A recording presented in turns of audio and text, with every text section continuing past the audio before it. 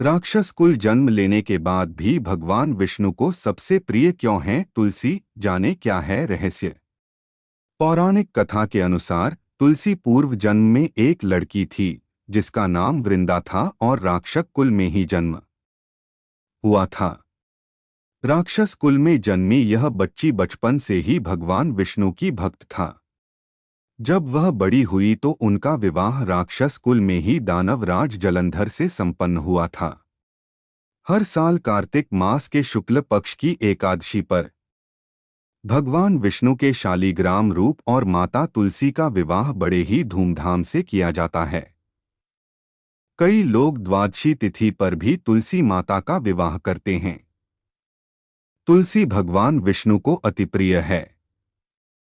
तुलसी के बिना भगवान विष्णु भोग स्वीकार नहीं करते हैं। लेकिन क्या आप जानते हैं कि पौराणिक कथाओं के मुताबिक भगवान विष्णु से पहले तुलसी का विवाह राक्षस कुल के एक असुर से हुआ था। इतना ही नहीं, तुलसी का जन्म भी राक्षस कुल में हुआ था।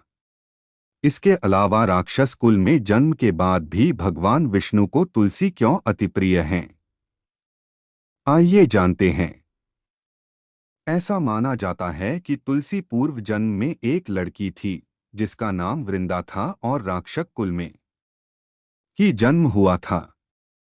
राक्षस कुल में जन्मी यह बच्ची बचपन से ही भगवान विष्णु की भक्त थी। जब वह बड़ी हुई तो उनका विवाह राक्षस कुल में ही दानवराज जलंधर से संपन्न हुआ था। राक्षस जलंधर समुद्र से उत्पन्न हुआ था।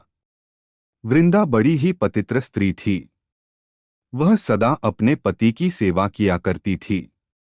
जब एक बार देवताओं और दानवों में युद्ध हुआ, जब जलंधर युद्ध पर जाने लगे तो वृंदा ने कहा कि आप युद्ध पर जा रहे हैं, आप जब तक युद्ध में रहेंगे मैं पूजा में बैठकर आपकी जीत के लिए अनुष्ठान करूंगी। जब तक आप नहीं लौट आते मैं अपना संकल्प नहीं छोड़ूंगी।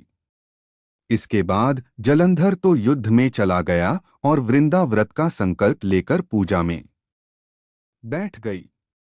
उसके व्रत के प्रभाव से देवता भी जलंधर को न हरा सके। सारे देवता जब हारने लगे तो विष्णु जी के पास पहुंचे और सभी ने भगवान से प्रार्थना की।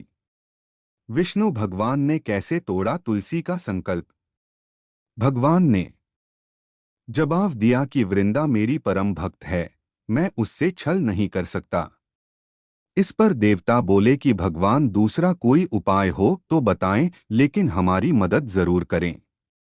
इस पर भगवान विष्णु ने जलंधर का रूप धरा और वृंदा के महल में पहुंच गए। वृंदा ने जैसे ही अपने पति को देखा तो तुरंत पूजा में से उठ गई और उनके चरणों को छू लिया। इधर वृंदा का संकल्प टूटा, उधर युद्ध में देवताओं ने जलंधर को मार दिया और उसका सिर काट कर अलग कर दिया। जलंधर का कटा हुआ सिर जब महल में आ गिरा तो वृंदा ने आश्चर्य से भगवान की ओर देखा जिन्होंने जलंधर का रूप रखा था। तुलसी ने भगवान को दिया था श्राप। इस पर भगवान विष्णु अपने रूप में आ गए पर कुछ बोल न सके। वृंदा ने कुपित होकर भगवान को श्राप दे दिया कि वे पत्थर के हो जाएं। इसके चलते भगवान तुरंत पत्थर के हो गए। सभी देवताओं में हाहाकार मच गया। देवताओं की प्रार्थना के बाद वृंदा ने अपना श्राप वापस ले लिया। इसके बाद वे अपने पति का सिर लेकर सती हो गईं। उनकी राख से एक पौधा निकला, तब भगवान विष्णु जी ने उस पौधे का नाम तुलसी रखा और कहा कि मैं इस पत्थर रूप में भी रहूंगा, जिसे शालिग्राम के नाम से तुलसी जी के साथ ही पूजा जाएगा।